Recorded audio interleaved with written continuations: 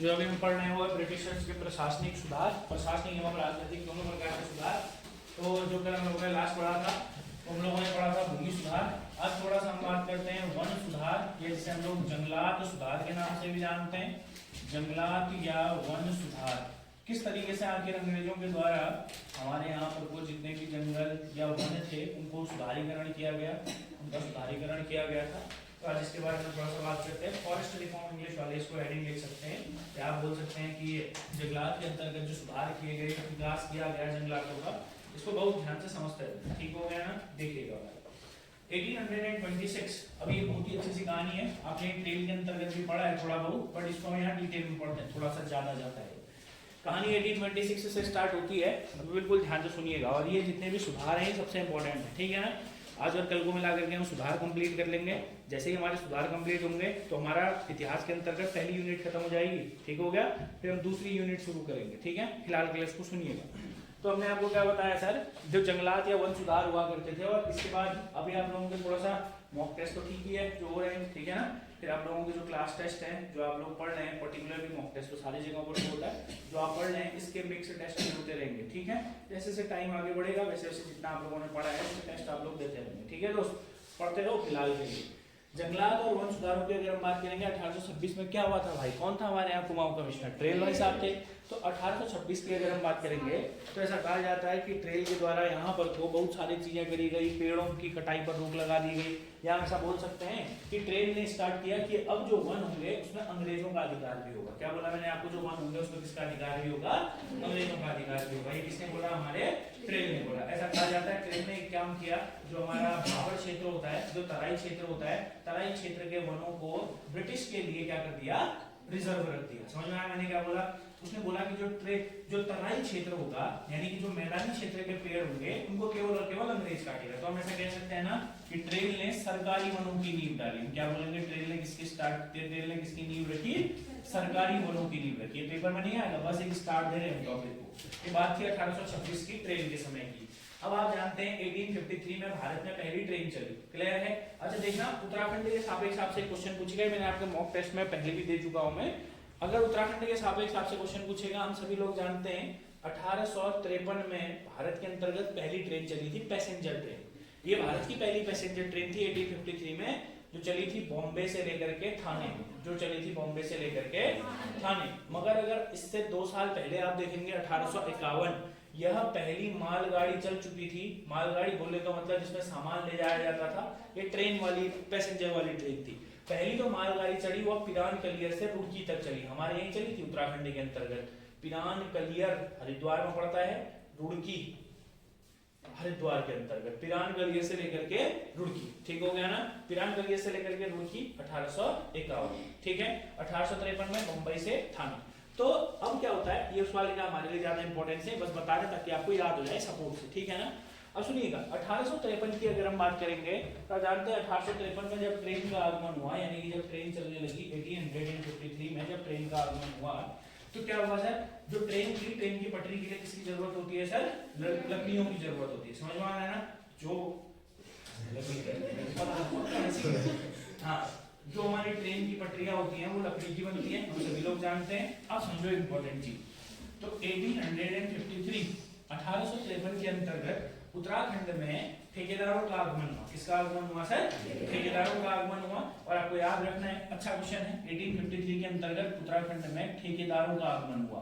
ठेकेदारों का आगमन मतलब ध्यान से समझो इस चीज को, हाँ, ठेकेदारों का आगमन यानी कि कुल मिलाकर के हम बात करेंगे तो जो लोग ऐसे हुआ करते थे जिनका काम ही क्या था, जैसे मान लो कोई भी कंपनी है, ट्रेन जो चलाएगी, जो ट्रेन की पटरियां बनाएगी, कोई ना कोई कंपनी होगी, तो कंपनी क्या करती थी भैया, अपने लिए ट्रेन की पटरियां बनाने के लिए जब अगर लकड़ी या पेड़ कटाने होंगे, क्योंकि लकड़ी की जब जरूरत पड़ेगी तो वो पेड़ों से आएगी, तो जब पेड़ कटवाएंगे तो ठेकेदारों को देते थे, और ठेकेदारों को या पूरे के पूरे अंग्रेजों ने वन उत्तराखंड के ठेके पर दे दिए। इस तरीके से उत्तराखंड में वनों का विनाश प्रारंभ हुआ। वनों का क्या प्रारंभ हुआ, विनाश। 1853 से लेकर के, इतिहासकार ऐसा कहते हैं, 1853 से लेकर के 60 तक, या आप मान सकते हो 1855 से लेकर के 61 तक, इस काल में 1855 से लेकर के 61 तक, ये जरूरी नहीं है, 1855 से लेकर के 61 तक उत्तराखंड में वनों का विनाश, अगर हम बात करेंगे वनों का विनाश, यानी कि जिसे आप लोग कह सकते हैं डिफॉरेस्टेशन, समझ में आ रहा है ना, वनों का विनाश अपने चरम पर था भाई।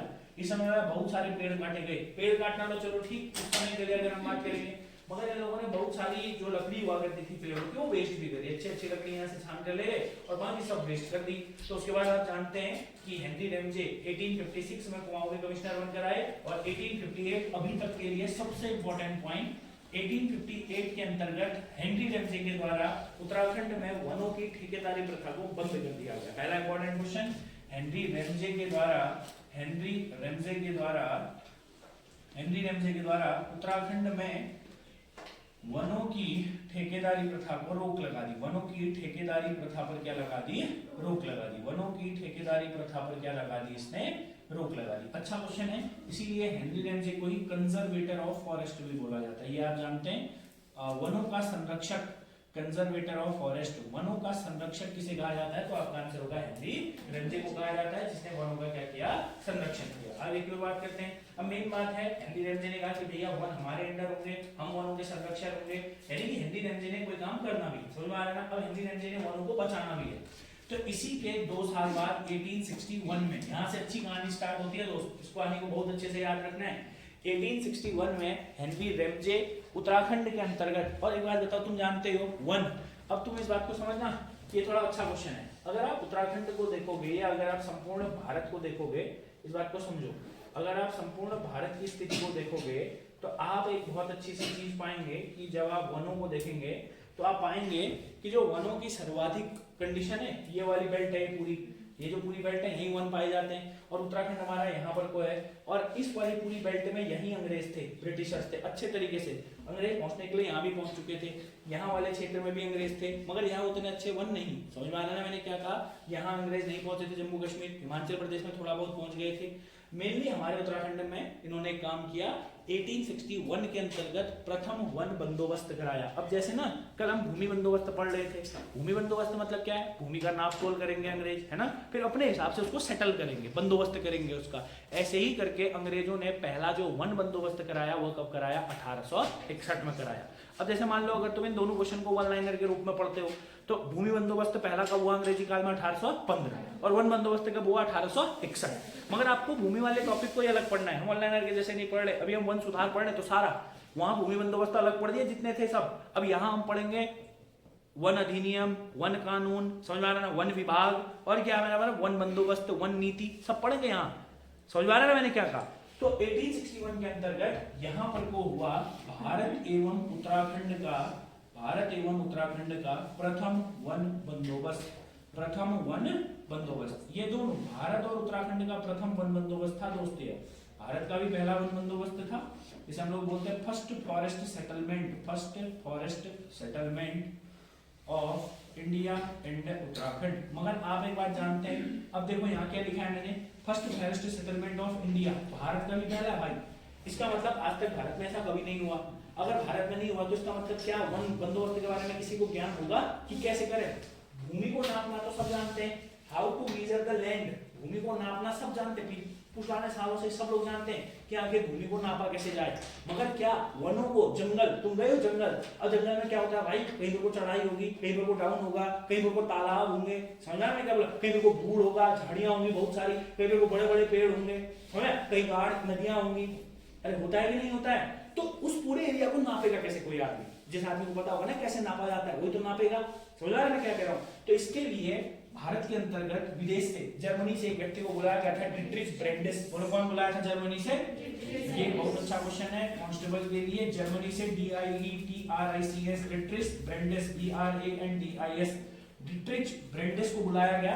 और आपको याद रखना है ये वहां के अंतर्गत एक बहुत इंपॉर्टेंट अधिकारी थे, बॉटनिस्ट थे, जिनको जंगलों का अच्छा ज्ञान था। और हमारे यहाँ पर वो भारत के अंतर्गत 1861 में डिट्रिच ब्रेंडिस की मदद से ही प्रथम वन बंदोबस्त किया गया।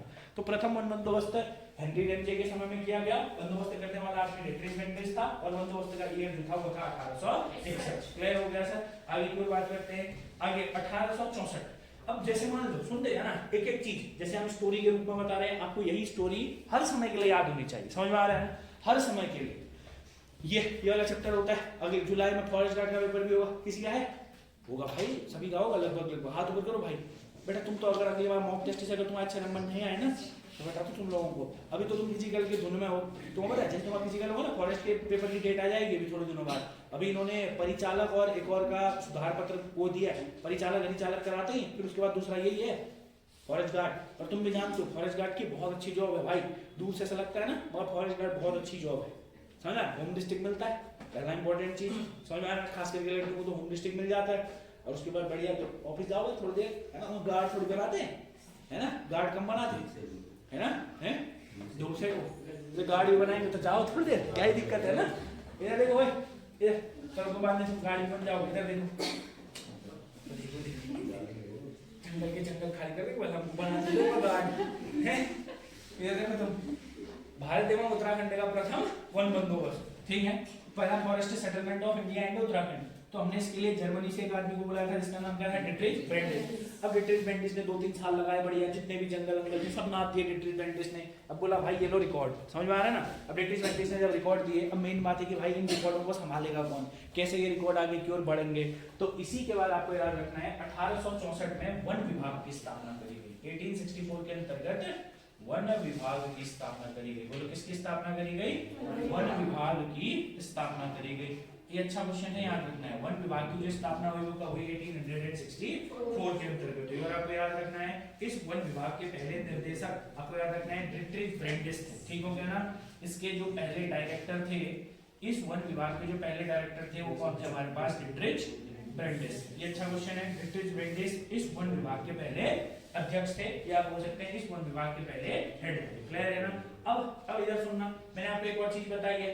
अब मैं आपको कई बार बता चुका हूं कि जैसे वन विभाग बना दिया, अब कोई भी विभाग हो सर, कोई भी विभाग हो, हर विभाग का अपना अपना नियम कानून होता है कि नहीं होता है।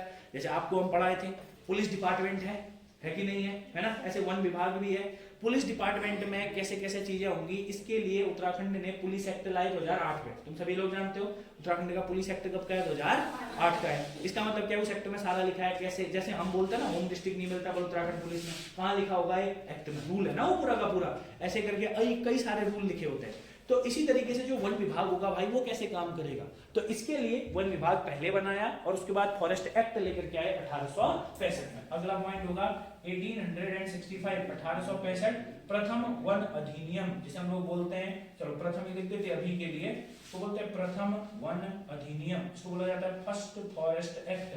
क्या बोला जाता है सर इसको, फर्स्ट फॉरेस्ट एक्ट बोला जाता है, फर्स्ट फॉरेस्ट एक्ट, प्रथम वन अधिनियम बोला जाता है। और जो प्रथम वन अधिनियम है कब लाया गया, 1865। अब देखो यहाँ पर से अच्छे अच्छे क्वेश्चन बनेंगे, 58 से लेकर के पूरी कहानी याद लीजिए। अगर आपसे बोलेगा कोई किसको लिख लो भाई, तो आप इसको बिना देखे लिखने में सहमत होनी चाहिए, तब जाके थोड़ा सा कुछ लगेगा। समझ में आ रहा है मैंने क्या बोला। चलो अब बढ़ते हैं आगे की ओर। 1865 के बाद आपको 2 वर्ष और याद रखने। जब 1865 में वन अधिनियम लाया गया तो फिर हम लोगों ने क्या किया, रीजनल ऑफिसेस खोले और 1868, 1868, 1869 और 1885, ठीक है, ये 3 वर्ष फिर से आपको याद रखने। अगला पॉइंट होगा हमारे पास 1868, 1869 और अगला पॉइंट होगा हमारे पास 1885। 1868 के अंतर्गत खोला गया कुमाऊं वन विभाग। कौन सा वन विभाग खोला गया, कुमाऊं वन विभाग की स्थापना करी गई। 1869 में गढ़वाल वन विभाग की स्थापना करी गई और आपको याद रखना है 1885 में टिहरी वन विभाग की स्थापना करी गई। यहाँ पर से 1-2 क्वेश्चन बनेंगे, आपसे पूछेंगे जो कुमाऊं वन विभाग था तो आप बोलेंगे इसके जो अध्यक्ष थे वो बनाया गया था पियर्सन महोदय को, पियर्सन इसके अध्यक्ष थे। इस समय में वर्तमान समय में हेनरी रेमजे कुमाऊं के कमिश्नर थे, तो हेनरी रेमजे गढ़वाल के क्या बने, वन विभाग के हेड बने, ठीक है ना। टिहरी वन विभाग बस हमने लिखा हुआ कि हिंदी रियासत में इसको पढ़ाया जाएगा टिहरी वन विभाग के बारे में। चलो बड़ा आगे की बात, कोई डाउट तो नहीं है आप लोगों को, आगे की ओर बात करते हैं। उसी के बाद 1875, ये भी अच्छा क्वेश्चन है। 1875 के अंतर्गत जंगलात अफसर की नियुक्ति करी गई। 1875 में किसकी नियुक्ति करी गई, जंगलात अफसर। ये तो तीनों एक ही साथ है तो इनको ऐसे याद रखोगे। फिर आप कहानी में आओ, 1875 में जंगलात अफसर की नियुक्ति करी गई। बोलो किसकी नियुक्ति करी गई, जंगलात ऑफिसर की नियुक्ति करी गई। अब चाहे आपसे कुछ भी पूछे, चाहे आपसे जंगलात ऑफिसर की नियुक्ति पूछे, चाहे आपसे कोई भी ऑफिसर की नियुक्ति पूछे, आप आराम से आंसर देने में सफल रहेंगे अगर आपको पूरा का पूरा सीरीज याद है। तो जंगलात अफसर की नियुक्ति कब करी गई, 1875 में करी गई। यहाँ पर अच्छे अच्छे से क्वेश्चन निकलते भाई, इन सारे क्वेश्चन को तो बताओ। जंगलात अफसर की नियुक्ति करने वाला कुमाऊं कमिश्नर भी कौन था, रेंजे का कार्यकाल आपको याद रखना है कि 56 से लेकर के 84, यानी कि जैसे हम लोग बोलते हैं 84 तक। कब तक था सर? 84 तक। चलो अब सुनो इधर ध्यान से, इंपॉर्टेंट क्वेश्चन ध्यान से सुनिएगा। देखो 1878 कब की बात कर रहे हैं आपको? 1878 के अंतर्गत एक अधिनियम लाया गया जिसे हम लोग बोलते हैं अखिल भारतीय वन अधिनियम। बोलो कौन सा अधिनियम लाया गया? अखिल भारतीय वन अधिनियम। वन अधिनियम तो कब भी लाया गया था भैया? हमारे आपको 1865। अब इस वन अधिनियम, अभी सुनते हैं ना, अभी मैं बाद में लिखने को बोलूंगा पूरा एक साथ, आपको एक ईयर याद होने चाहिए दोस्त, अगर नहीं हो रहे तो दिक्कत हो जाएगी, ठीक है? बस सुनते रहिए। अभी फिर से देखिए एक बार वहां से आगे को। 1826 में ट्रेल ने सरकारी वनों की नींव रखी। पहला कोई पेपर के लिए इंपॉर्टेंट क्वेश्चन नहीं। 1853 ठेकेदारों का आगमन हुआ, कोई ज्यादा खास बात नहीं है। 55 से लेकर के 61 तक वनों का विनाश अपने चरम पर था। तीनों पॉइंट से बस हमें समझना है कि आखिर हुआ क्या था। फिर आता है 1858, हेनरी रैमजे ने उत्तराखंड की वनों की ठेकेदारी प्रथा पर क्या लगाई? रोक लगाई। हेनरी रैमजे को क्या कहेंगे हम? कंजर्वेटर ऑफ फॉरेस्ट कहेंगे। 1861 में भारत एवं उत्तराखंड का प्रथम क्या हुआ? वन बंदोबस्त हुआ, और इसी को हम लोग क्या भी कहते हैं? First forest settlement. इसके लिए हमने जर्मनी से एक आदमी बुलाया था जिसका नाम क्या था? डिट्रिच ब्रेंडेस। 1864 में वन विभाग की स्थापना हुई। पहले डायरेक्टर कौन थे? डिट्रिच ब्रेंडेस। 1865 में उसी के लिए क्या लाया गया? वन अधिनियम लाया गया। इतना समझ में आ गया आप सभी लोगों को? कोई डाउट आउट तो नहीं है इसमें से? आगे की ओर बात करते हैं। फिर ये 3 वन विभाग याद रखना, कुमाऊं का वन विभाग, गढ़वाल का वन विभाग और टिहरी का वन विभाग। 1875 जंगलात ऑफिसर की नियुक्ति। 1878 के अंतर्गत लाया गया all India forest act. All India forest act. देखो अगर हम बात करेंगे ना इस और इस वाले अधिनियम में क्या फर्क है तो दोनों फॉरेस्ट के एक्ट, मगर ये वाला जो फॉरेस्ट एक्ट है वो मेनली फॉरेस्ट डिपार्टमेंट के लिए था, और जो ये वाला एक्ट लाया इसके नाम के आगे क्या लगा दिया तभी? All India. जितने भी भारत के वन है उन सारे वनों में ये क्या होने वाला है? अब लागू होने वाला है। तो अब सुनते जाना। All India forest act was passed. अखिल भारतीय वन अधिनियम को पारित किया गया। क्या बोले हम आप लोगों को? अखिल भारतीय वन अधिनियम। अखिल भारतीय वन अधिनियम। अखिल भारतीय वन अधिनियम लाया गया। इस वन अधिनियम में आपके लायक के 2 पॉइंट है भाई। इस अखिल भारतीय वन अधिनियम के अंतर्गत 2 पॉइंट आपको याद रखने हैं। पहला पॉइंट आपको याद रखना है कि जो संपूर्ण भारत के अंतर्गत वन थे, इन वनों को 2 भागों में बांटा गया, जिसे हम लोग बोलते हैं सर आरक्षित और संरक्षित। कौन सा बोला मैंने आप लोगों को? आरक्षित और संरक्षित। आरक्षित का मतलब क्या होता है? जैसे अगर आप देखेंगे रिजर्व, समझ में आ रहा है ना? रिजर्व का मतलब क्या होता है? जैसे आप ऐसे याद रख लो इसको, जैसे रिजर्वेशन होता है हम जानते हैं। जैसे मान लो मैं आपको एक बहुत अच्छा एग्जांपल देता हूँ। जैसे पहले तक क्या होता था? बहुत पहले तक, बहुत पहले भी नहीं, आने वाले आज से 4-5 साल पहले बैंकिंग में एक्समैन की पोस्ट आती थी। हर बार आती है क्योंकि वो कोटा है। बैंकिंग के अंतर्गत एक्समैन की पोस्ट आती थी, वो बैकलॉग हो जाती थी क्योंकि उतने एक्समैन नहीं होते जो क्लियर कर पाते थे उसको। समझ में आ रहा है ना मैंने क्या बोला? फिर उसके बाद धीरे धीरे एसबीआई में 2-3 नंबर जाती थी कट ऑफ, है ना? मगर तो क्या होता था? ऐसा तो नहीं होता था कि अगर एक्समैन नहीं निकल पाए तो कोई जनरल आदमी उसमें सीट ले लेता था। ऐसा नहीं होता था। समझ में आ रहा है मैंने क्या बोला? वो उनके लिए रिजर्व है तो बस उन्हीं के लिए। अगर वो नहीं आए तो वो सीट क्या हो जाएगी? बैकलॉग हो जाएगी। अगली बार जोड़ के दे देंगे उस सीट को। समझ में आ रहा है ना मैंने क्या बोला? तो आपको याद रखना है 2 चीजें, एक होता है आरक्षित और एक होता है संरक्षित। समझ में आ रहा है? रिजर्व और कंजर्व। रिजर्व का मतलब है पूर्णता। तो अब समझो इधर इस एक्ट में 2 बातें याद रखनी है। पहली फैक्ट तो आपको याद रखना है, इसमें वनों को 2 भागों में बांट दिया गया। वनों को कितने भागों में बांट दिया गया? वनों को 2 भागों में बांट दिया गया। वनों को 2 भागों में बांट दिया गया। और ये जो वनों को 2 भागों में बांटा जाना था उसको हम लोग क्या बोलते हैं सर? आरक्षित और संरक्षित। क्या बोलते हैं? आरक्षित और संरक्षित। आरक्षित और संरक्षित। इसको अगर हम बात करेंगे तो बोला जाता है आरक्षित मतलब हो गया आप लोगों का रिजर्व, और इसका हो गया कंजर्व। देखो अब अंग्रेज क्या कर रहे हैं ना, अभी तक अंग्रेजों ने सुधार करे। अरे एक बात बताओ, अंग्रेजों ने विभाग बनाया पूरा, अंग्रेजों ने हर विभाग बना दिया। अब अंग्रेज कुछ तो रेस्ट्रिक्शंस लगाएंगे, और बाद में ये पूरे रेस्ट्रिक्शंस के कारण ही आप देखोगे वन आंदोलन होगा भारत के अंदर, उत्तराखंड के अंतर्गत। कौन सा आंदोलन होगा? वन आंदोलन। क्योंकि अब चलो इसको फिर हम बाद में ले चलेंगे। वनों को 2 भागों में बांटा। ये जो आरक्षित वन होते थे ना, यहाँ पूर्ण प्रतिबंध होता था, जिसे हम लोग बोलते हैं यहाँ पर को दीज वर कंप्लीटली बैन। यहाँ पर को जाना पूर्णतः प्रतिबंधित होता था। समझ में आ रहा है ना? पूर्ण प्रतिबंध होता था, यहाँ बिल्कुल नहीं जा सकते। इसको हम लोग क्या बोलते हैं? पूर्ण प्रतिबंध।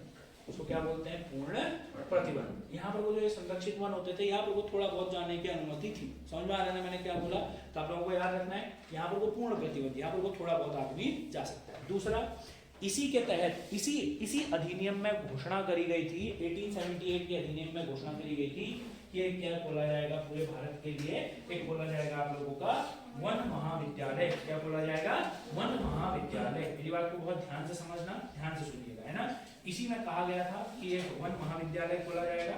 और आपको याद रखना है इसके तहत क्या बोल सकते हैं, मेनली एक ही पॉइंट याद रखिए, इसमें हुआ क्या था तो आप लोगों को याद रखना है, वनों को दो भागों में बांट दिया गया था। और फिर 1878 के अंतर्गत ही आपको एक और पॉइंट याद रखना है, डिट्रिच बेरेंडिस, जो डिट्रिच बेरेंडिस नाम के व्यक्ति थे, इनका मानना यह था, अब वही बात है, अगर आप इसको समझ पाए तो इस तरीके से समझ सकते हैं। डिट्रिच बेरेंडिस ने क्या कहा होगा भाई, क्या कहा होगा, भाई मैं कब तक रहूंगा भैया तुम्हारे वनों को नापने के लिए, तुमको भी सिखा देते हैं बल, उसके बाद तुम अपने वनों को नाप लेना, मैं चले जाऊंगा यहाँ से। तो इसीलिए 1878 में बस केवल और केवल इसकी तैयारियां करी गई थी कि क्या खोला जाएगा, वन महाविद्यालय। क्या खोला जाएगा? वन महाविद्यालय। ध्यान से समझना मैंने क्या बोला, वन महाविद्यालय। ध्यान सुनिएगा, ये पॉइंट थोड़ा इंपॉर्टेंट है, हर एक पॉइंट को अकॉर्डिंगली याद करिए पूरी स्टोरी के साथ। 1878 के अंतर्गत वन महाविद्यालय खोला जाएगा बोला, और आपको याद रखना है यह भारत का पहला वन महाविद्यालय था, जो कहाँ खोला गया, हमारे उत्तराखंड के अंतर्गत खोला गया। मगर ये हमारे लिए इसलिए 1878 इंपॉर्टेंट नहीं है क्योंकि 1878 के अंतर्गत इसको बस केवल और केवल कौन चला रहा था, उत्तराखंड के स्तर पर इसको चलाया जा रहा था। 1906, ध्यान समझना मैंने क्या बोला, हाँ बहुत अच्छे तरीके से सुनना, बहुत अच्छे तरीके से। 1878 में मैंने बोला वन महाविद्यालय खोला, ठीक हो गया। मगर इंपॉर्टेंट क्वेश्चन ये है कि 1906 के अंतर्गत इस वन महाविद्यालय को केंद्र सरकार के अधीन किया गया, केंद्र सरकार के अधीन किया गया, या आप बोल सकते हैं कि ब्रिटिशर्स ने केंद्र सरकार के अधीन किया गया। और 1906 में इसको क्या कहा गया सर, आप अभी के लिए याद रखेंगे, क्या कहा गया, FRI कहा गया। समझ में आ रहा है ना, अगर तो इसको FRI तरीके से याद रख सकते हैं, ठीक हो गया ना, या आपको IFRI की तरह भी याद रख सकते हैं। कैसे भी याद रख सकते हैं, IFRI, बोलो क्या याद रख सकते हैं, IFRI मतलब क्या है, केंद्र सरकार के अगर इसको अधीन कर दिया गया तो I मतलब होता है इंपीरियल, I मतलब क्या होता है, इंपीरियल। इंपीरियल जब नाम के आगे लग जाए तो इसका मतलब वो किसके अधीन हो गया है, केंद्र सरकार के अधीन हो गया। केंद्र मतलब ब्रिटिश में जो केंद्र सरकार है उसके अधीन हो गया। समझ में आ रहा है ना, तो IFRI 1906। कोई डाउट है इतने में? 1906 में किसकी स्थापना हो गई, IFRI। I मतलब है इंपीरियल, F मतलब है फॉरेस्ट, R मतलब है रिसर्च, I मतलब है इंस्टीट्यूट। क्लियर हो गया ना, यानी कि जिसको हम लोग क्या बोलते हैं सर, वन अनुसंधान केंद्र। अभी के समय में इसको क्या बोला जाता है, वन अनुसंधान, जहां क्या होती है, फॉरेस्ट के बारे में रिसर्च होती है, जहां क्या होती है, फॉरेस्ट के लिए रिसर्च होती है। इससे रिलेटेड 2-3 इंपॉर्टेंट गजब क्वेश्चन बनते हैं। अगर आपने मेरे से पहले भी पढ़ा तो मैंने आपको पहले भी बताया हुआ है, जरा बताओगे मुझे। अब ध्यान से सुनना, ये तो आपको समझ में आ गया। अब हम FRI के बारे में बात करेंगे, हाँ IFRI के बारे में अब हम बात करेंगे। चलो बताओ, ये जो IFRI है ये है कहाँ, आप जानते हैं कहाँ रे, देहरादून में है ना, गए हो देहरादून, FRI गए हो, फोटो खींची, तुम FRI गए, फोटो नहीं खींची, ऐसा हो नहीं सकता, हम मान नहीं सकते। चलो खींची तो बहुत बढ़िया, नहीं खींची तो बहुत बढ़िया, ठीक है। अब IFRI के बारे में 2-3 इंपॉर्टेंट क्वेश्चन याद रखने हैं। 1923, अच्छा जब ये स्थापित किया गया था ना, जिस समय में स्थापित किया गया था, दून स्कूल देखा देहरादून के अंतर्गत, दून स्कूल देखा, हाँ ठीक है, जिसने देखा बहुत बढ़िया, नहीं भी देखा कोई दिक्कत नहीं, कभी देखोगे तो याद आएगी मेरी बात। पहले जब इसको स्थापित किया गया था तो आज जहां दून स्कूल है चांदबाग, वहां ये था। ध्यान से समझना, मतलब 1878 में जब ये बना रहे थे तो ये कहाँ था हमारे पास, 1878 1906 जब भी ये बनाया तो कहाँ था ये, पहले चांदबाग दून स्कूल। अब यहाँ पर से जो क्वेश्चन बनेगा 1923, मैंने क्या बोला आप लोगों को, 1923। आपको बहुत अच्छे तरीके से क्वेश्चन याद रखना है। 1923 ध्यान से समझना है, 1923 1923 के अंतर्गत इसको वर्तमान जगह लाया गया। 1923 के अंतर्गत इसको कहाँ लाया गया सर, वर्तमान जगह लाया गया। अब मैंने क्या बोला, पहले कहाँ था भाई, हाँ 1923 में इसको वर्तमान जगह लाया गया। एक और पॉइंट याद रखोगे, 1992 बहुत बाद में, आजादी के बाद, आजादी से पहले, आजादी के बाद 1992 में इसको डीम्ड यूनिवर्सिटी का दर्जा दिया गया। किसको कौन सा दर्जा दिया गया, डीम्ड यूनिवर्सिटी। क्या होती है डीम्ड यूनिवर्सिटी, डीम्ड विश्वविद्यालय का मतलब क्या होता है? कई यूनिवर्सिटी से आगे लिखा तो डीम्ड टू बी, है ना, हाँ। और इंडिया लेवल का होता है, और चलो कल ढूंढ के आना, हल्का हल्का सा अभी भी नहीं बताते, चलो कोई खास बात नहीं है, कल ढूंढ के आइएगा। पर्वतीय क्षेत्रों के लिए अलग से होता है डीम्ड यूनिवर्सिटी, कल ढूंढ के आना, ठीक हो गया ना, डीम्ड यूनिवर्सिटी के बारे में, ठीक है भाई।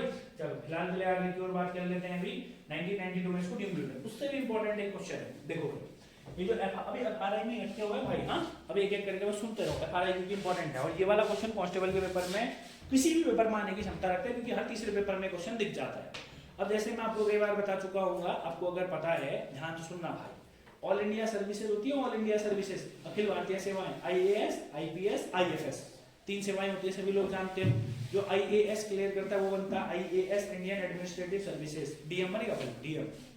जो IPS क्लियर करेगा वो क्या बनेगा, IPS, समझ में आ रहा है ना, पुलिस सर्विसेज में जाएगा। और जो IFS क्लियर करेगा वो क्या बनेगा, फॉरेस्ट सर्विसेज में जाएगा। तो एक बात आप जानते हैं, जो IAS होती है उनकी ट्रेनिंग भी लबासना में होती है, ऊपर Lal Bahadur Shastri national academy of administration, वो भी जहाँ हमारे मसूरी में है, देहरादून के अंतर्गत है। और जो पुलिस वाले बनेंगे, जो SP बनेंगे, उनके होते नीचे हैदराबाद में सरदार वल्लभ भाई पटेल एकेडमी में होती है। समझ में आ रहा है मैंने क्या बोला। और जो हमारे IFS निकाल के वन सेवा में जाते हैं, उनकी ट्रेनिंग, अब देखो चलो उससे पहले एक बार पॉइंट याद रखो, ये जो हमारे पास FRI है ना, मैं ऐसे लिख देता हूँ इसको, ये 2 चीजों का होस्ट है। 2 चीजों का क्या है, होस्ट है। जैसे मान लो या 2 चीजों का होस्ट है, कहने का मतलब क्या हुआ, यहाँ 2 चीजें और होती हैं, यहाँ 2 चीजें और हैं। ध्यान से समझना। अगर आपसे कभी पूछा गया राज्य का सबसे पुराना संग्रहालय, क्या बोला मैंने आपको, राज्य का, स्टेट का ओल्डेस्ट म्यूजियम, अरे क्या बोला मैंने आपको, ओल्डेस्ट म्यूजियम, राज्य का सबसे पुराना संग्रहालय, राज्य का प्रथम, अच्छा प्रथम होगा तो पुराना होगा, अरे प्रथम होगा तो पुराना होगा, हाँ भाई। तो पुराना संग्रहालय अगर पूछेगा तो आपको याद रखना है, राज्य का सबसे पुराना संग्रहालय या जो प्रथम संग्रहालय था उसको बोलते हैं वन संग्रहालय। कौन सा संग्रहालय बोलते हैं, वन संग्रहालय। बताओगे मुझे जरा, वन संग्रहालय की स्थापना कब हुई थी, फॉरेस्ट म्यूजियम लिखा हुआ है ना वहां पर को, वन संग्रहालय की स्थापना कब हुई थी, 1914 में हुई थी। कब हुई थी वन संग्रहालय की स्थापना, 1914। अब सुनना अगला पॉइंट, ना 1914 में वन संग्रहालय की स्थापना हुई थी, जो किसके अंदर है, FRI बिल्डिंग के अंदर है। अगर आपको फॉरेस्ट म्यूजियम में जाना होगा तो आपको FRI के अंदर जाना पड़ेगा। और अगर जब आप IFS निकालेंगे और आपको ट्रेनिंग करनी होगी तो फिर भी आपको कहाँ जाना पड़ेगा, वन महाविद्यालय FRI के अंदर। तो इसके अंतर्गत 2 चीजें हैं, एक तो वन संग्रहालय है और दूसरा क्या है हमारे पास, Indira Gandhi national forest academy. बताओ Indira Gandhi national forest academy की स्थापना कब हुई थी, देखो 2 चीजों का होस्ट है, एक तो 1914 वाला लिख दिया, ये वाला पॉइंट यहाँ है। हाँ बताओ, अगर तुमसे पूछेगा ना, ध्यान से सुनना भाई, अगर आपसे पूछेगा कि भाई बताइए नेशनल फॉरेस्ट कॉलेज, क्या बोला मैंने आपको, नेशनल फॉरेस्ट कॉलेज, चलो मैं पूरा लिख देता हूँ, ध्यान से समझना भाई। नेशनल फॉरेस्ट कॉलेज, बोलो बोलो, नेशनल फॉरेस्ट कब हुई थी इसकी स्थापना, 1938। राष्ट्रीय वन कॉलेज कब बना था, 1938। मगर ये जो, अच्छा यही है नेशनल फॉरेस्ट कॉलेज, ये दूसरा होस्ट, हाँ ये वाला दूसरा वाला पॉइंट है, ये दूसरा होस्ट किसका है, हमारा नेशनल फॉरेस्ट कॉलेज, जो कब बना था, 1938 में बना था। मगर 1987 में, बोलो क्या बोला मैंने, 1987 में इसका नाम बदलकर क्या कर दिया गया, Indira Gandhi national forest academy या कॉलेज, जो आप लिखना चाहें। आपसे बहुत ये क्वेश्चन ना कई बार आ चुका पेपर में, ये वाला, हाँ नेशनल फॉरेस्ट कॉलेज को, या आपसे पूछेगा कि देहरादून के अंतर्गत, या आपसे पूछेगा कि कहाँ है Indira Gandhi national forest academy, कहाँ है, उस समय लगता है कि कहाँ जो है, मगर ये मैंने क्या बोला, ऐसे ढूंढोगे तो नहीं मिलेगा। FRI ये कहाँ है, ये अंदर है। समझ में, FRI में 2 चीजें हैं, वन संग्रहालय और Indira Gandhi national forest academy, Indira Gandhi राष्ट्रीय वन महाविद्यालय एकेडमी, जो आप बोलना चाहें। समझ में आया, अरे नरगियो समझ में आया भाई। FRI चल रहा था अभी तक, ये पूरा FRI के बारे में पढ़ा हम लोगों ने, ये FRI के संबंधित था, क्योंकि FRI भाई बहुत इंपॉर्टेंट है, पूरे भारत का वन महाविद्यालय है। अगर कभी जीवन में FRI को एडमिशन लेने के लिए एंट्रेंस पेपर होता है, अब वो ये ना हमारे यहाँ तो पिथौरागढ़ बोलो तो पिथौरागढ़ वाले तो ओसी नहीं रहती, हमें बाहर के बाद क्या करना है, मैक्सिमम टाइम में कह रहा हूँ आपको पता है, अगर आप यहाँ से ग्रेजुएशन या यहाँ से अगर आप पोस्ट ग्रेजुएशन करते हैं तो आप जीवन में बहुत आगे जा सकते हैं वन क्षेत्रों में। अगर आपकी बायो थी, अगर आप बायो बैकग्राउंड से बिलोंग करते थे तो आप अगर यहाँ एडमिशन ले लेते तो कुछ बहुत सारी अच्छी चीजें सीखते, है ना, और जीवन भी बढ़ गया है। यही हुई थी मूवी की शूटिंग, कौन सी, स्टूडेंट ऑफ द ईयर, देखे थे, वैसा वाला नहीं होता है ना, कुछ है ऐसा वाला कुछ नहीं होता भाई, तो बस पिक्चर है ना। मगर क्या है कि आगे को फ्यूचर अच्छा बनता। समझ में आ रहा है ना मैंने क्या कहा, कोई डाउट है इतने में, पूछना है आप लोगों को, आप लोगों को याद हो रहा है, नहीं हो रहा है, अरे धोए जितना लिखा है सब आया, समझ में आया, लो का कॉपी लास्ट में खोलो फिर एक बार, चलो फटाफट इन ईयर को लिखो, बस ईयर ही ईयर लिखना है, हाँ कोई दिक्कत नहीं है, इसीलिए तो बोलता हूँ आपको क्लास में कॉपी में पीछे से लिखना पड़ता है हमारे यहाँ। चलो फटाफट बिना देखे, जिसकी मुंडी ऊपर सर में मारूंगा मैं पीछे से, चलो फटाफट से।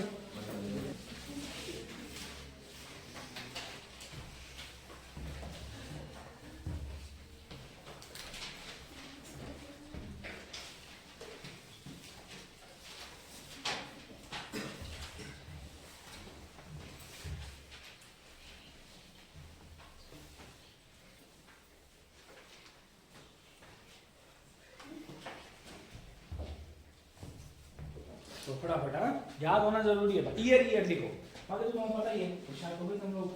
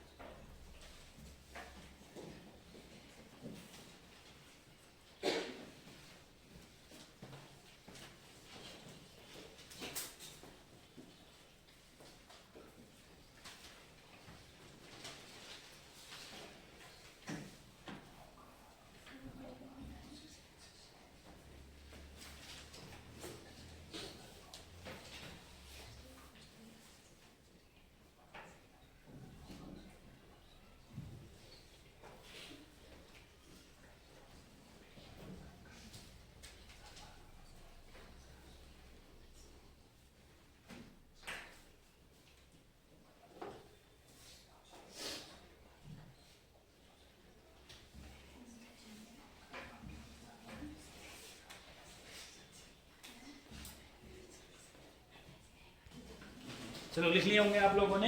आपको कुछ नहीं याद रखना था, बस 1858 से लेकर के पूरा का पूरा आगे तक याद रखना था, वन महाविद्यालय तक। इतना याद हो गया होगा। अब थोड़ा सा आगे की कहानी को ट्राई कर लेते हैं, सुनिएगा, थोड़ा सा इंपॉर्टेंट है आगे की कहानी है। देखिए बोलो 1878 तक हो गया। 1878 का क्लियर है, होना चाहिए भाई इतना तो। मेन ईयर देखो आप लोग कहां पर को अटक रहे थे मैक्सिमम लोग, इधर देखो 1858 में क्या हुआ बताओ, ठेकेदारी प्रथा पर रोक लगाई। उसके बाद 3 साल का गैप है गधो। 3 साल बाद 1861 में पहली बार वन बंदोबस्त लाए। 3 साल बाद 64 में वन विभाग बनाया, और बोला मैंने विभाग बनाते ही अधिनियम ला गए, 1865 में अधिनियम ला गए। हो गया ना यहाँ की कहानी खत्म।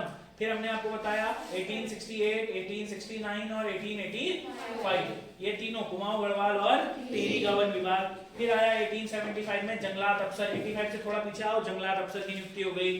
फिर 1878 में आओ, अखिल भारतीय वन अधिनियम आ गया। और 1878 में अखिल भारतीय वन अधिनियम के बाद ही तो हमने पूरा जोरदार किया था एफआरआई की स्थापना। मगर एफआरआई की स्थापना पूछेगा तो पेपर में 1906, वर्तमान जगह लाया गया 1923, डीम्ड यूनिवर्सिटी 1992। एफआरआई के अंतर्गत दो चीजों का होस्ट है। 1914 में पहला वन क्या बोला यार, संग्रहालय।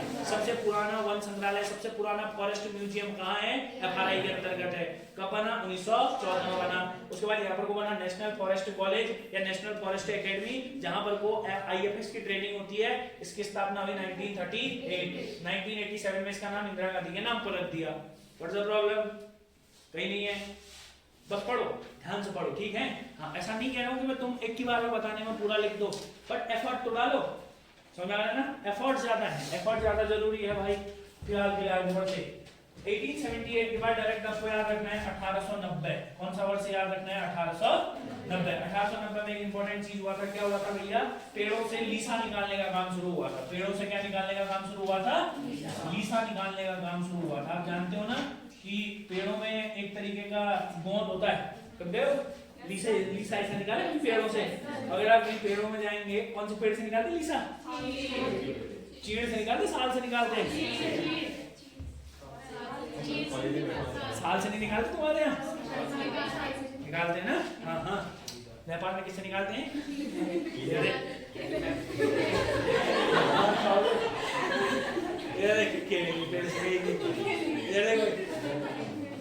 अगर तुमने पेड़ देखा है, पेड़ कटा हुआ पेड़, इस तरीके से अगर हम जब भी पेड़ों के बारे में पेड़ों की बात करेंगे तो पेड़ों में क्या करते हैं, ऐसे ऊपर से खोद करके यहाँ पर कोई कुप्पी लगा देते हैं, कोल लगा देते हैं, फिर ऊपर से धीरे धीरे पेड़ के अंदर से आता जाता है और इसमें क्या होता जाता है, जमा होता जाता है।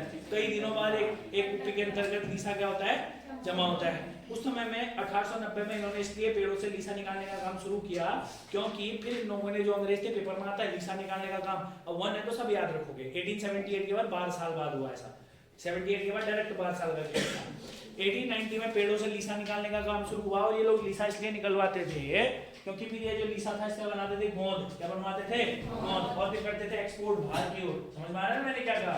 और गोंद की बाहर बहुत डिमांड थी तो गम बनाते थे अंग्रेज लोग, गम मतलब इंग्लिश में करता हूं, हां, गोंद बनाते थे और गोंद बना करके फिर क्या करते थे, एक्सपोर्ट करते थे। ठीक है, आगे आते हैं। इसी के 3 साल बाद 1893, याद है कल भी आप लोगों को एक बात बताया था, जो बेना भूमि होती है ना, बेना भूमि, हाँ, बेना भूमि को केसर ए हिंद भूमि घोषित कर दिया गया। बेना भूमि को केसर ए हिंद भूमि घोषित कर दिया गया। ये अच्छा क्वेश्चन है, बेना भूमि को केसर ए हिंद भूमि कब घोषित किया गया? तो 1893 के अंतर्गत घोषित किया गया। आगे बढ़ते हैं 1894, ये बहुत अच्छा क्वेश्चन है। 1894 में भारत के अंतर्गत प्रथम वन नीति जारी करी गई। प्रथम क्या जारी करी गई? वन नीति। अब बाबू अगर तुम्हें 3 क्वेश्चन याद नहीं है तो भी दिक्कत हो जाएगी, इधर सुनना भाई। अब आपसे पूछा जाएगा पहला वन बंदोबस्त, क्या बोलोगे? पहला वन अधिनियम 1865। अब बीच बीच का थोड़ा गायब करो, वैसे तो तुमको वो याद करना पहले 2-3 दिन तक, हाँ, फिर ऐसे क्वेश्चन याद करने। पहली बार में फॉरेस्ट सेटलमेंट 1861, पहली बार में वन विभाग 1865, और अगर पूछता है वन नीति तो 1894। हो गए 3 क्वेश्चन, सबसे इंपॉर्टेंट क्वेश्चन है ना। ये है वन बंदोबस्त, ये है वन अधिनियम, ये है वन नीति। और तुमको तीनों चीजें पता है। बंदोबस्त में सब नाप जोल होगा, अधिनियम में पूरे इसके लिए कानून बनाए जाएंगे, और नीति में क्या होगा, भैया अपनी नीति बताएंगे, तुमको ये करना है, तुमको ये नहीं करना। समझ में? हाँ है, कौन सा वाला? नहीं, बट इन दोनों में बहुत सारा डिफरेंस होता है भाई। अधिनियम और नीति में क्या अंतर होता है? अधिनियम के लिए सजा मिल सकती है, नीति के लिए जरूरी नहीं है कि सजा मिले। समझ आया? और दूसरा क्या, नीति कभी भी, अधिनियम जो होता है वो कौन लाता है? पूरा का पूरा विधानसभा पारित करती है ना। जैसे जो उस समय में विधानसभा हो गया, जो अंग्रेज होंगे वो पारित करेंगे, मगर प्रिसाइडिंग ऑफिसर या खाली काउंसिल ऑफ मिनिस्टर जिस चीज को बनाया उसको हम बोलते हैं नीति, है ना। इन दोनों में बहुत सारा डिफरेंस होता है, ये आप पहले से जानते हैं, कोई डाउट तो नहीं है इतने में, याद है भाई। तो 1894 में प्रथम वन नीति जारी करी गई, और आपको याद रखना है वन नीति के तहत 2 अधिसूचना भी जारी करी गई थी। वन नीति तो ठीक ही हो गया, 2 अधिसूचना जारी क्या करी गई थी, ध्यान से सुनना। जैसे ना इस समय में 8 वृक्षों को संरक्षित कर दिया, 8 प्रकार के वृक्षों को क्या कर दिया, संरक्षित। बोला गया कि ये वृक्ष कोई नहीं काटेगा।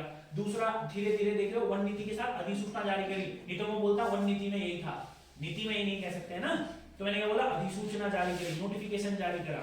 नोटिफिकेशन में क्या लिखा कि भैया आप ये 8 पेड़ नहीं काट सकते, वो 8 पेड़ इंपॉर्टेंट नहीं है, आप 8 तरीके के पेड़ों को नहीं काट सकते हैं। दूसरा एक और चीज बोला, गांव के अंतर्गत जो भी मछलियां, जो भी तालाब होंगे वहां पर से आप मछलियां नहीं पकड़ सकते हैं, शिकार नहीं कर सकते हैं। अब धीरे धीरे जो अंग्रेज हैं वो वनों पर क्या लगा रहे हैं, रेस्ट्रिक्शंस लगा रहे हैं। क्या लगा रहे हैं सर? रेस्ट्रिक्शंस लगा रहे हैं। समझ में आ रहा है ना। फिर 1900 सन में, 6 साल बाद 1900 में सरकारी व्यक्तियों से बोला कि तुम मछलियां पकड़ो। सुना ना, पहले क्या बोला, सारे लोगों से तुम मछलियां नहीं पकड़ोगे। फिर 1900 में सरकारी लोगों से क्या बोला कि तुमको मछलियां पकड़ने का अधिकार है। 1902 भीमताल, नौकुचिया ताल और सातताल, इनमें बोला कि भाई तुम बिना लाइसेंस के मछलियां नहीं पकड़ सकते हो। तुम एक बात देख रहे हो, भारत के उत्तराखंड के लोगों का जो आमदनी का तरीका था, उत्तराखंड के लोगों के जो चीजें डेली लाइफ में क्या थी हमारे पास इंसर्टेड थी। जैसे अगर हम डेली लाइफ में बात करेंगे, शिकार करना, ठीक है तुम जानते हो, मछली पकड़ना था कि नहीं था। अब अंग्रेज बोले तुम कुछ नहीं करो, केवल 1902 में तो ये तक कह दिया जो बड़ी बड़ी तालें हैं, अगर उनमें से मछलियां पकड़नी है तुम्हें नैनीताल के अंतर्गत, तो भाई तुम्हें उसके लिए लाइसेंस लेना पड़ेगा। तुम्हें उसके लिए क्या लेना पड़ेगा, लाइसेंस लेना पड़ेगा। समझ में आ रहा है ना।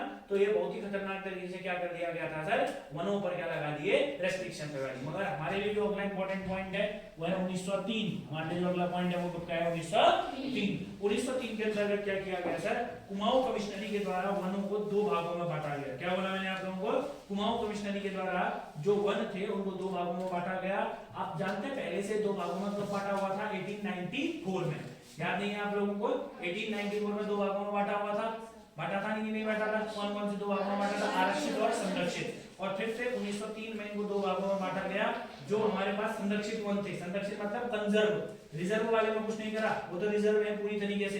जो आरक्षित वन थे, जो कंजर्व वन थे, उनको दो भागों में बांटा गया, खुले संरक्षित वन और बंद संरक्षित वन। समझ में आया मैंने क्या बोला, खुले संरक्षित वन और बंद संरक्षित वन। आपको एक बहुत अच्छा पॉइंट याद रखना है, अच्छा क्वेश्चन, ठीक हो गया ना। 1903 कुमाऊं कमिश्नरी के अधीन, कुमाऊं कमिश्नरी के अधीन वनों को कौन से वनों को भैया, संरक्षित वनों को दो भागों में बांटा गया। संरक्षित वनों को दो भागों में बांटा गया, खुले संरक्षित वन और बंद। चलो पहले बंद लिख देते, बंद संरक्षित वन और दूसरे होते थे सर खुले संरक्षित वन। दूसरे कौन से होते थे, खुले संरक्षित वन, दूसरे होते थे खुले संरक्षित वन। अब देखो जो बंद संरक्षित वन है तो बंद ही होगा बल, है ना, मगर जो खुले संरक्षित वन होते थे इनमें क्या किया इन्होंने, आज आप देखते हैं एक व्यक्ति होता है फॉरेस्ट रेंजर, सुना है आपने, होता है ना एक व्यक्ति फॉरेस्ट रेंजर, है ना, पीसीएस लेवल का अधिकारी होता है। और इन्होंने बोला ये जो खुले संरक्षित वन होंगे, बंद तो बंद हो गए, खुले संरक्षित वनों में इसकी सहायता के लिए एक और चीज है, इन दोनों वनों को कुमाऊं के डेप्यूटी कुमाऊं कमिश्नर के अधीन कर दिया गया। और बोला कि जो खुले संरक्षित वन होंगे इनमें एक सहायता के लिए किसकी नियुक्ति करी जाएगी सर, फॉरेस्ट रेंजर की नियुक्ति की जाएगी। किसकी नियुक्ति करी जाएगी सर, फॉरेस्ट रेंजर की नियुक्ति की जाएगी। समझ में आ रहा है ना। चलिए बताइए अगर किसी को कोई भी डाउट है। 1911 में सरकार जो लेकर के आई वो अपनी लेकर के आई अगली वन नीति। क्या बोला मैंने आप लोगों को, 1911 में लेकर के आई सरकार अपनी दूसरी वन नीति। दूसरी वन नीति पूछेगा तो 1911 सरकार अपनी कौन सी वन नीति लेकर के आई, दूसरी वन नीति लेकर के आई। इस वन नीति के तहत आपको मैं बता देता हूं, जो सरकार थी उसने वनों पर अपना अधिकार ज्यादा कर दिया। समझ में आ रहा है। धीरे धीरे आप एक बात देख रहे हो, खुले संरक्षित वन, बंद संरक्षित वन, आरक्षित वन, यानी कि जो वन है फॉरेस्ट है उन पर क्या लगाए जा रहे हैं, रेस्ट्रिक्शंस लगाए जा रहे हैं, प्रतिबंध लगाए जा रहे हैं। 1911 का जो दूसरा वन नीति था इसमें ऐसे ऐसे नियम बनाए गए थे, ऐसी ऐसी नीतियां जारी करी गई थी जिससे आम जनमानस को क्या हो रही थी, दिक्कतें हो रही थी। समझ में आ रहा है ना। उसके बाद 1911 से लेकर के 17 के बीच में, ये इंपॉर्टेंट है पेपर में आएगा, 1911 से लेकर के 17 के बीच में जो दो अंग्रेजी अधिकारी हुआ करते थे जिनका नाम था स्टीफोर्ड नेल्सन। कौन लोग थे, स्टीफोर्ड नेल्सन। स्टीफोर्ड नेल्सन नाम के व्यक्तियों के द्वारा, स्टीफेंड नेल्सन, दो अंग्रेजी अधिकारी थे, स्टीफोर्ड नेल्सन, इन दोनों के द्वारा क्या करा गया सर, वनों का बंदोबस्त। वन बंदोबस्त एक तो पहले हो गया है, जरूरी नहीं है कि अगर एक हो गया हो तो दूसरा ना हो। फिर से अगर अंग्रेज चाह रहे हैं कि भैया वनों को फिर से बांटें, वनों पर और ज्यादा प्रतिबंध लगाएं, अंग्रेजों को वनों से फायदा हो, तो इसीलिए इन्होंने क्या किया, स्टीफोर्ड नेल्सन ने वनों का क्या किया, बंदोबस्त किया। और इस बंदोबस्त के बाद ना ज्यादा वन के क्षेत्र को संरक्षित कर दिया गया, या संरक्षित, हाँ, ज्यादा वन के क्षेत्र को क्या कर दिया, संरक्षित। धीरे धीरे संरक्षित वनों का प्रतिशत क्या होने लग गया सर, बढ़ गया। समझ में आ रहा है। चलो अब ध्यान से सुनना, 2-3 इंपॉर्टेंट क्वेश्चन, ठीक है, 2-3 इंपॉर्टेंट क्वेश्चन, वन इतना ही। अब सुनो इधर, अब मैंने आपको क्या बोला, इधर सुनना बहुत अच्छे तरीके से। अभी हमने वनों का पूरी कहानी शुरू करी है, अभी हमने वनों की पूरी कहानी शुरू करी है, कहां से, 1826 से। सुनना 2-3 इंपॉर्टेंट क्वेश्चन। हमने 1826 से वनों की कहानी शुरू करी है। अब आपने एक बहुत अच्छी सी चीज देखी कि वनों में इन्होंने सुधार भी किए। ऐसी बात नहीं है कि सब इन्होंने आप वही हमें बोल सकते रेस्ट्रिक्शन नहीं लगाए। अंग्रेजों ने वनों के लिए सुधार किए, वन विभाग जैसी चीज दी, वनों को नापना सिखाया, सब काम किया अंग्रेजों ने। मगर ये इन्होंने नंगीपना किए गए क्या कि इन्होंने अधिकार क्षेत्र बढ़ा दिया अपने वनों पर, और आम आदमी को बोला कि तुम वनों में आओगे नहीं। पहले इन्होंने कहा कि भैया थोड़ा बहुत करने वाला आरक्षित संरक्षित, फिर मतलब जो संरक्षित वाला उसको दो भागों में बांटो। फिर जब तीसरी वन दोबारा तीसरा सेटलमेंट कर रहे थे स्टीफोर्ड नेल्सन, इन्होंने कहा भाई थोड़ा ही मिलेगा, तुमको इतना ज्यादा क्या करके करोगे क्या भाई तुम। समझा मैंने क्या कहा, अंग्रेजों ने सुधार करने के साथ साथ वनों के क्षेत्र में अपना अधिकार भी बढ़ाया। क्या बोला मैंने आपको, अपना अधिकार भी बढ़ाया।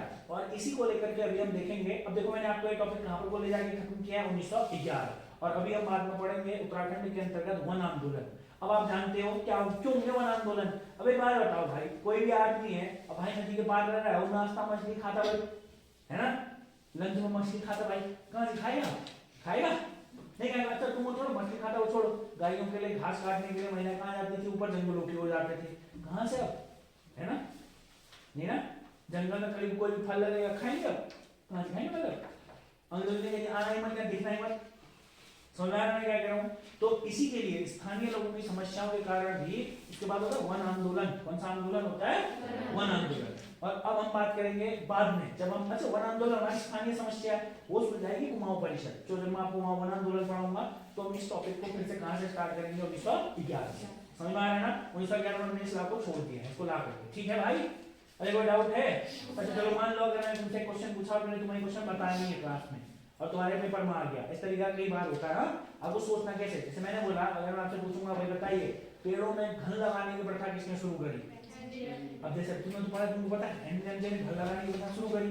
अब जिन लोगों ने नहीं पढ़ा है तुम कैसे समझोगे, जैसे तुमको समझ में आएगा, मास्टर ने वन सुधार तो पढ़ाए, मान लो क्वेश्चन नहीं बता पाए, मान लो इन तक केस ऐसा हो गया। अब आपको बात पता है, मास्टर ये डायलॉग बोल रहा था बार बार, हेनरी रैंजे चाहता था कि ज्यादा वनों का विनाश ना हो। समझा मैंने क्या बोला, तो हेनरी रैंजे ने कहा है, तुम देखते हो रोड के किनारे जो घर होते हैं जो टूटने वाले होते हैं उनमें पीडब्ल्यूडी वाले आके धन चिन्ह लगाए जाते, धन चिन्ह समझते हो, प्लस लाल कलर से पुरुष से, है ना, हाँ इसी को बोलते, जो पेड़ कटने वाले होते हैं उन्हीं को क्या बोलते हैं भैया, घन लगाने की प्रथा। उन पेड़ों पर लाल कलर से चिन्ह करे जाते थे, यही पेड़ काटोगे भाई, इनके अलावा कोई भी पेड़ नहीं काटोगे। तो पेड़ों पर घन लगाने की प्रथा जो शुरू करी वो किसने करी, हाँ भाई बोलो किसने करी, ठीक हो गया ना, इस पॉइंट को भी दिमाग में रखना, पेड़ों में घन लगाने की प्रथा किसने शुरू करी थी, हेनरी रैंजे। चलो भाई आपको ये समझ में आया, ये थे आपके पूरे के पूरे वन सुधार, याद है भाई, कोई दिक्कत तो नहीं है, याद है, यस सर, कोई दिक्कत तो नहीं है, नो सर,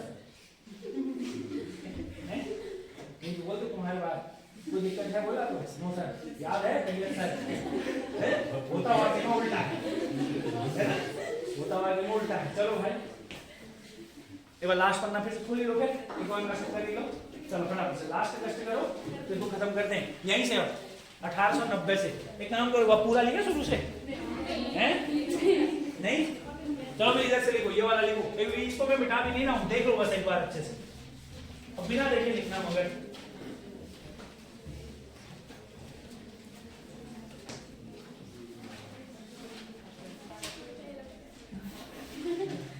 चलो ये देखो, ये वाला जो चैप्टर, ये वाला चैप्टर में अभी हमने दो मेन सुधार पढ़े, भूमि के और वनों के। सबसे इंपॉर्टेंट यही सुधार थे जो अंग्रेजों ने किए थे। अब अन्य भी कई सारे अंग्रेजों ने सुधार किए हैं, उन सुधारों के बारे में हम अगले लेक्चर में बात करके सुधारों को अगले लेक्चर में हम लोग खत्म कर देंगे, ठीक हो गया ना, सुधारों को अगले लेक्चर में किया जाएगा। चलो।